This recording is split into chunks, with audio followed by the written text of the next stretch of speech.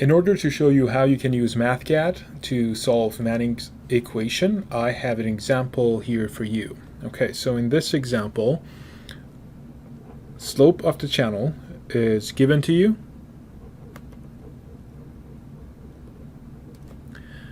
The flow rate also is given to you. Cubic feet per second. And we know that we are working with a rectangular channel that looks like this. So the depth of water is over here. What we are going to find is the normal depth, or y sub n.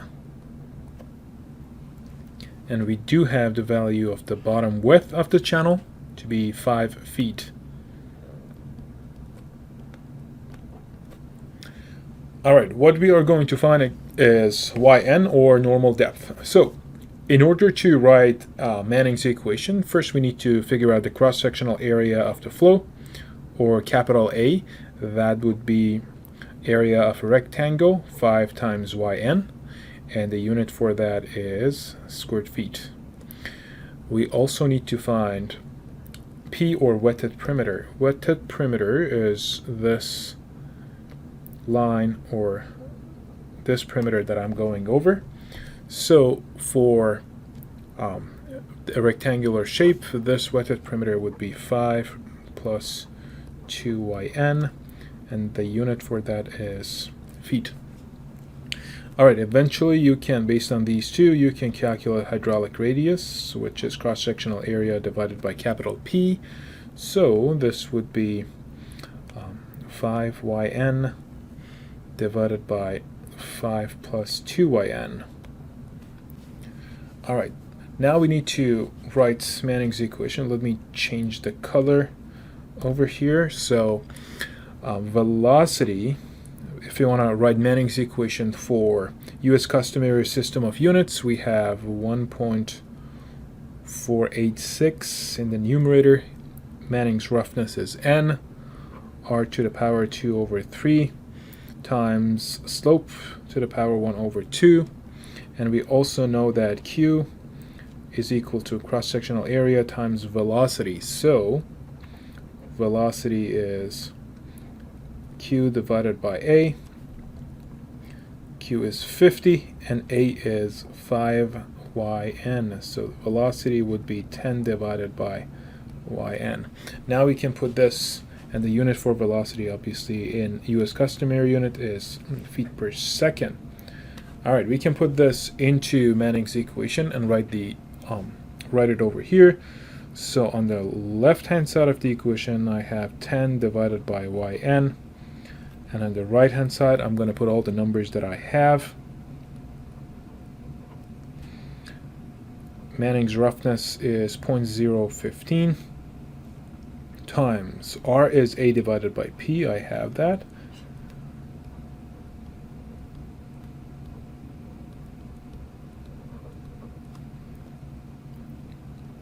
Alright, to the power 2 over 3, and this would be times slope to the power 1 over 2. Alright, so you can see we have yn on both sides of the equation, and there are different ways that we can solve this equation. Number one would be trial and error. You can give different values of yn and eventually find a value of yn that makes the left hand side and right hand sides of the equation exactly the same. So one way would be trial and error. The second option would be using Excel. You can use the solver function of Excel to solve for yn and find the value of yn. And another option is Mathcad. In this video, I'm going to focus on Mathcad and show you how you can solve the equation like this, Manning's equation, to find yn in Mathcad. Alright, so I'm going to go into the Mathcad environment and show you how this can be done.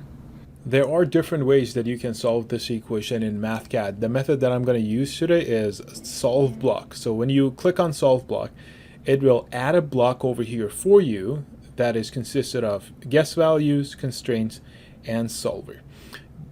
in the guess value region, you need to write a first number. Give Mathcad an initial number to solve your equation. This initial number could be any number, but it should make physical sense. What do I mean by that? So we are solving for normal depth, and that's the depth of water. Can the depth of water be negative? Obviously no, right? Because we don't have a negative depth of water. So it should be larger than 0. So when you are coming up with your first guess, you should consider physical constraint in mind as well. All right, what I'm going to do, I'm going to write my first guess. Instead of using a normal equal sign, you need to use an operator that is called definition operator. And definition operator is a colon followed by an equal sign. In order to have that operator in Mathcad, you need to hold shift and press colon on your keyboard. And something like this pops up. This is your definition operator, and we want our first guess to be 2.5 feet. All right, I'm going to press enter. Now this is my initial guess value.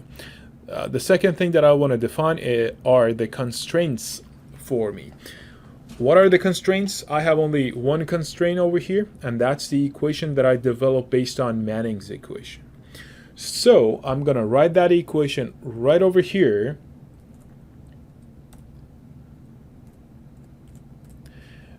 You should pay attention that here, again, instead of using an equal sign, you should use a special Boolean type of equal sign. So in order to do that, you need to hold Control and press the plus sign on your keyboard. So you will have an equal sign, a Boolean equal sign over here, and then you can start typing the rest of Manning's equation that we developed in the slide. All right, I have written the equation over here. I'm going to press enter. There we go. This equation is my constraints. And the last thing that I want to do is to find the roots of this equation, the root of this equation, or solve the equation. So I'm going to write find. What do I want to find? I want to find the value of yn. There we go. And once you have written this, you just need to click on the plus equal sign on your keyboard, and it automatically finds the value, the root for you. So this means that yn is equal to 3.508 feet. Now you are going to ask, how do you know that this equation only has one root? There are different ways to check that. We can change our guess value to see what happens. So I'm going to change it to 5, and you can see that this number didn't change. I can change it to 10. And again, you can see that this number didn't change, right? So this is telling me that most probably this equation has only one root. But if you graph this equation, this will give you a better understanding of how many roots the equation has. So what I'm going to do, I'm going to write this equation in terms of a function, right? What do I mean by that? So I'm going to write f of yn. So again, I'm going to hold shift and press the colon sign on your keyboard to define this definition operator. And I'm going to move essentially one side of this equation to the other side and write it as one function, right? So it would be 10 divided by yn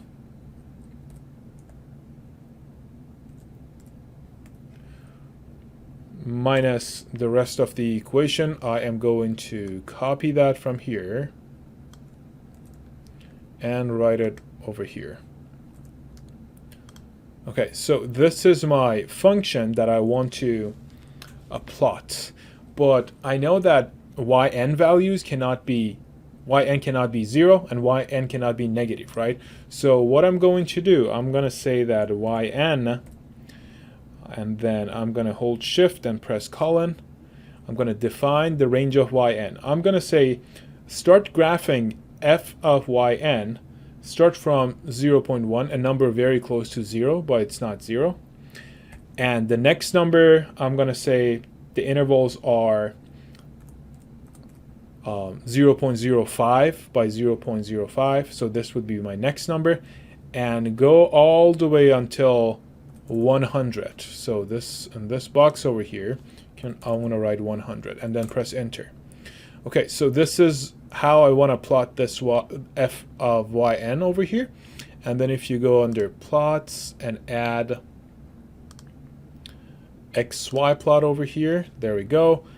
Our y-axis is f of yn. All right. And our x-axis is yn.